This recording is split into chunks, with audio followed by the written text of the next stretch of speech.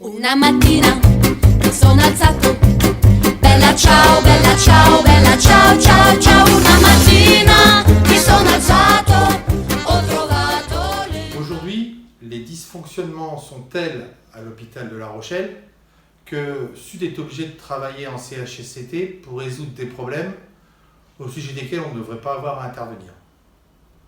Nous sommes donc obligés de menacer les directions pour les obliger à bouger.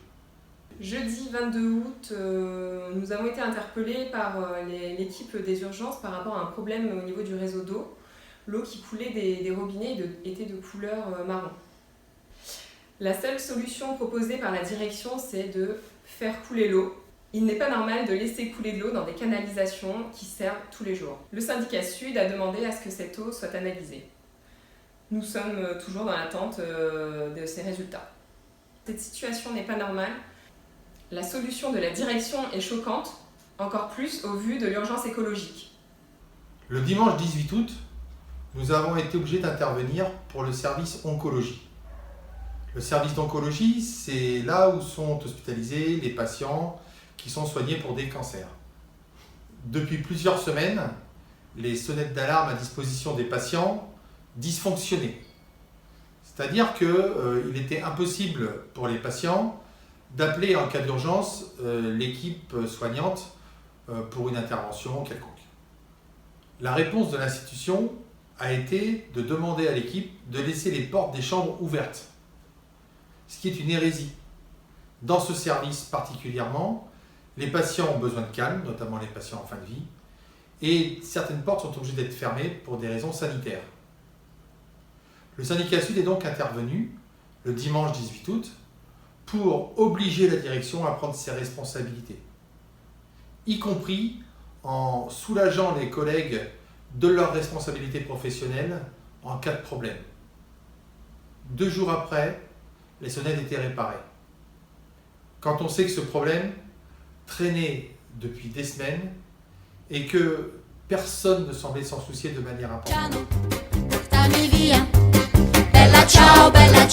Vendredi 23, le syndicat Sud a été interpellé par une partie de l'équipe de l'EHPAD de Saint-Martin-de-Ré au sujet de la fermeture très prochaine de 8 lits de soins de suite et de réadaptation, faute de personnel. Cette stratégie de fermer régulièrement des lits, entre autres de soins de suite et de réadaptation, est récurrente au sein de l'hôpital et sert de test pour augmenter la rentabilité de l'hôpital. L'analyse que nous portons sur ce dossier, qui n'est pas le premier en termes de fermeture de lits de soins de suite et de réadaptation, n'est pas localo-centrée sur l'EHPAD de Saint-Martin. En effet, on pense que ces fermetures de lits servent également à renforcer l'activité du service d'hospitalisation à domicile, qui est un service qui coordonne et prend en charge les patients en sortie d'hôpital. Au début, l'hospitalisation à domicile semblait une bonne idée et l'hôpital y a premièrement mis les moyens. Aujourd'hui, ce n'est plus le cas et le service d'hospitalisation à domicile sert surtout de délestage pour permettre à l'hôpital de vider les lits. Cela met bien sûr aussi en difficulté les infirmières à domicile qui prennent en charge les patients, puisque ces patients ont des soins lourds à effectuer et des surveillances qu'elles n'ont pas les moyens de réaliser. Vous vous en doutez, le syndicat Sud ouvre un dossier sur les enjeux et le fonctionnement de l'hospitalisation à domicile. Affaire à suivre. Je vous présente le nouveau journal du syndicat Sud du mois d'août. Ce journal est actuellement distribué dans tous les services de l'hôpital de La Rochelle. Vous pourrez le trouver également sur notre site Facebook et YouTube. Vous y trouverez comme d'habitude compte-rendu d'instance CTE-CHSCT avec le positionnement du syndicat Sud et des autres syndicats. Tout un article sur la venue de la ministre de la Santé Agnès Buzyn sur Apital. Vous y trouverez aussi un gros travail qui est en train de faire Sud actuellement sur le rôle du cadre de santé à l'hôpital de La Rochelle. Si vous voulez recevoir notre journal, n'hésitez pas à nous contacter par mail, par Facebook par téléphone et nous vous l'enverrons. Bonne lecture. Apital est implanté dans tous les hôpitaux de la Saintonge, comme Royan, Saintes, Saint-Jean-d'Angély. Il s'est implanté au mois de juillet à Rochefort et bientôt il va arriver à La Rochelle. Apital, c'est quoi? C'est une start-up, une conciergerie qui vend des prestations, que ce soit aux patients, aux proches des patients ou au personnel hospitalier. Leur but premier est de vendre charmant des prestations à toutes ces personnes. Le fait que les directeurs accueillent les bras ouverts des start-up comme Apital montre bien qu'ils sont dans une logique de privatisation, marchandisation de la santé. C'est l'ADN de l'hôpital public qui est attaqué. Vous pouvez compter sur Sud pour continuer à lutter contre cette politique. Récemment, les inscrits à l'ordre infirmier et en retard de cotisation ont reçu un courrier de l'ordre les menaçant d'un recours au tribunal. Aucune raison de s'inquiéter, ce courrier n'a aucune valeur juridique puisqu'il n'est pas envoyé en accusé de réception. Le boycott de l'adhésion à l'ordre et de sa cotisation est toujours le meilleur moyen de résister.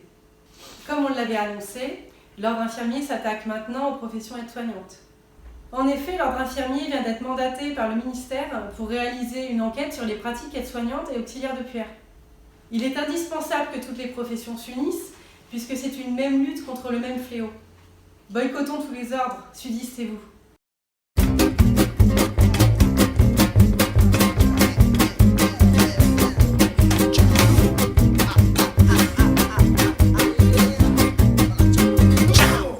Una mattina mi sono alzato, bella ciao, bella ciao, bella ciao, ciao, ciao. Una mattina mi sono alzato, ho trovato l'invaso. Oh partigiano, portami via, bella ciao, bella ciao, bella ciao, ciao, ciao. Oh partigiano, portami via, che mi sento di morire.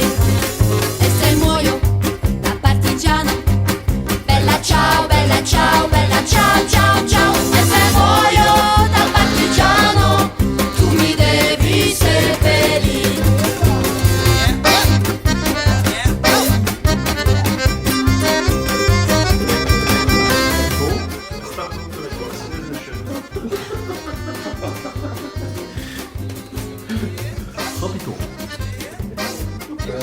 Rapito go!